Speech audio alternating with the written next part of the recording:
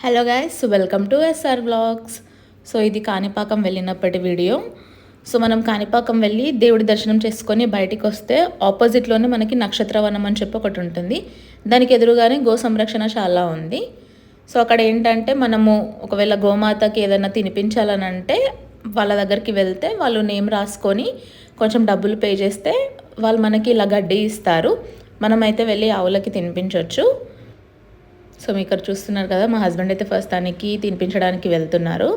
అక్కడ లైన్ కూడా చాలా ఉండే, ఎందుకంటే టెంపుల్కి ఎవరైతే వచ్చారో అందరూ వచ్చారు ఇక్కడ గోశాలకి వచ్చి అందరూ డబ్బులు కట్టి అయితే తినిపిస్తున్నారు ఆవులకి. సో ఫస్ట్ అయితే తను అక్కడ తినిపిస్తున్నాడు. యాక్చువల్గా అక్కడ 2 పెద్ద ఆవులు ఉండే.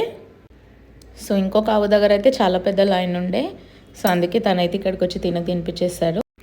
చాలా హ్యాపీగా అనిపించిండే గైస్, ఎందుకంటే మనం దేవుడి దర్శనం చేసుకొని మన గోమాత దగ్గరికి అయితే వచ్చి తనకి ఫుడ్ తినిపించినట్టు అనిపించింది.